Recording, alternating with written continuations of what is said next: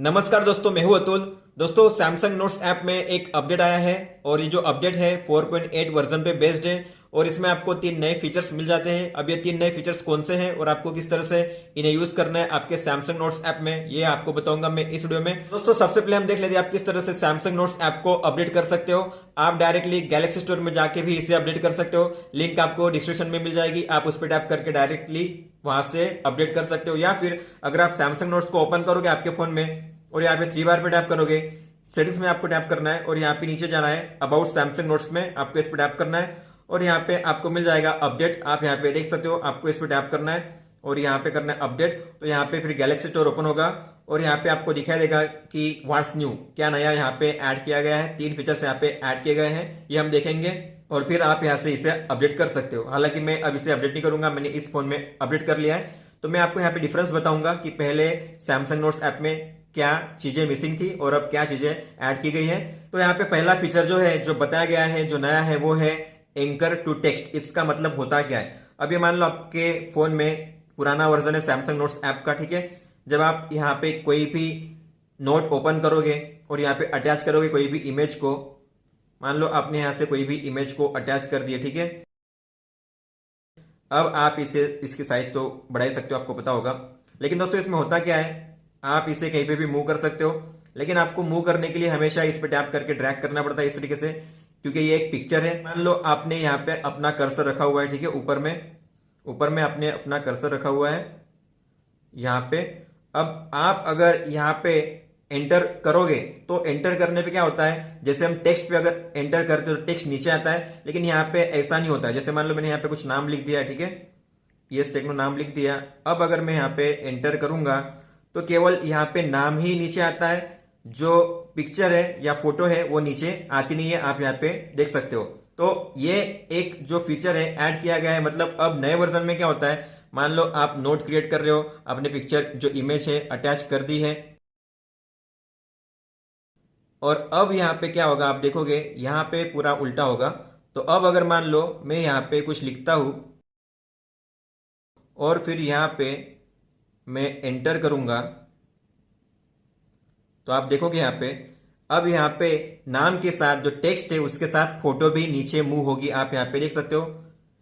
लेकिन यहाँ पे मूव हुई नहीं है क्योंकि हमने उस फीचर को इनेबल ही नहीं किया है। तो उस फीचर को इनेबल कैसे करना है, आपको उस फोटो पे टैप करना है और यहाँ पे 3 डॉट पे टैप करना है और यहाँ पे आपको मिलेगा नया ऑप्शन एंकर टू टेक्स्ट, आपको इस पे टैप करना है। अब यहाँ पे ये एंकर हो चुका है टेक्स्ट के साथ, मतलब जहां जहां टेक्स्ट जाएगा वहां वहां पे फोटो जाएगी। तो जैसे आप यहाँ पे देख सकते हो, मैं अगर यहाँ पे टेक्स्ट को नीचे करूंगा एंटर करके तो फोटो भी इसके साथ नीचे आ रही है। यहाँ पे ऐसा नहीं होता था, यहाँ पे केवल टेक्स्ट नीचे आता है, आप देख सकते हो।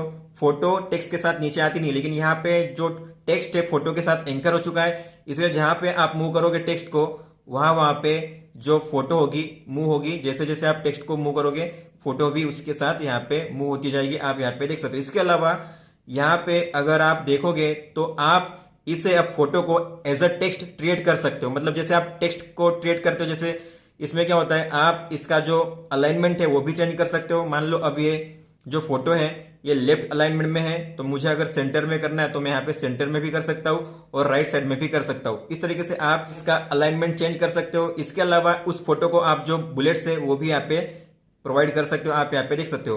और दोस्तों, जैसे आप बैकस्पेस की का यूज करके किसी भी टेक्स्ट को इरेज करते हो, उसी तरह से अगर आप अब यहाँ पे बैकस्पेस करोगे फोटो के बाजू में तो यहाँ पे फोटो भी यहाँ पे डिलीट हो जाएगी, आप यहाँ पे देख सकते हो। तो पूरी तरह से अब ये टेक्स्ट की तरह ही ट्रीट करता है फोटो भी।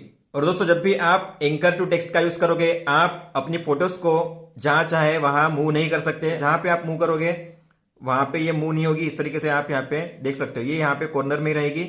तो अगर आपको जहां चाहे वहां पे मूव करना है तो आपको जो एंकर टू टेक्स्ट है उसे यहाँ पे 3 डॉट पे टैप करके रिमूव एंकर टू टेक्स्ट इसे करना है।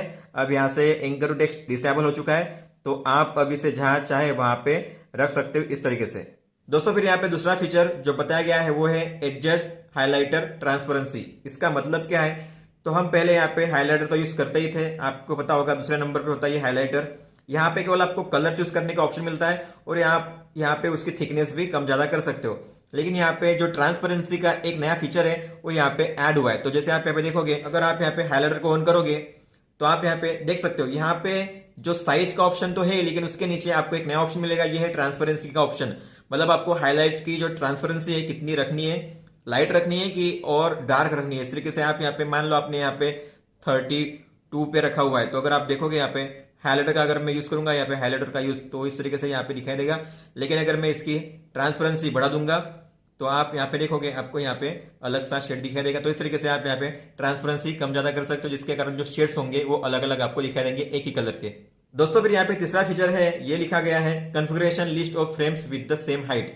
इसका मतलब क्या है, जैसे आप यहाँ पे देखोगे, यहाँ पे अगर आप कोई भी नोट्स अपने या फोल्डर को देखोगे ग्रिड साइज में, तो आप देखोगे यहाँ पे अलग अलग नोट के हिसाब से, मतलब जितने नोट की लेंथ होगी, नोट में आपने जितना ज्यादा लिखा होगा उसकी साइज उतनी ज्यादा होगी, उसकी हाइट उतनी ज्यादा होगी। यहाँ पे आप देख सकते हो मैंने इस नोट में केवल जो कंटेंट है कम लिखा हुआ है, तो उसकी साइज कम है, उसकी हाइट कम है। यहाँ पे तो काफी कम लिखा हुआ है, तो इसकी हाइट तो काफी कम है। और यहाँ पे मैंने ज्यादा लिखा हुआ है, इस नोट में कंटेंट ज्यादा है इसके अंदर, तो यहाँ पे इसकी साइज, इसकी हाइट आप देख सकते हो ज्यादा लंबी है, ज्यादा बड़ी है। लेकिन यहाँ पे अब अपडेट के बाद क्या हुआ है, अपडेट के बाद ऐसा कोई भेदभाव नहीं है। अब चाहे नोट में कम कंटेंट लिखे गए हो या ज्यादा कंटेंट, नोट छोटी या बड़ी, इससे कोई फर्क नहीं पड़ता। अब यहाँ पे सभी नोट की जो हाइट से ये फ्रेम की हाइट आप यहाँ पे देख सकते हो, सभी सेम है।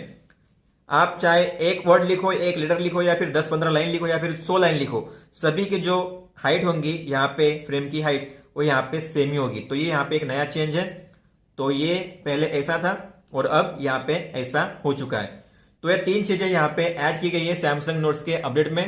तो दोस्तों ये था इस वीडियो में। अगर आपका कोई भी सवाल हो तो आप हमें पूछ सकते हो। आप मुझे इंस्टाग्राम पे या फिर ईमेल पे मैसेज भी कर सकते हो। इस वीडियो को देखने के लिए धन्यवाद दोस्तों।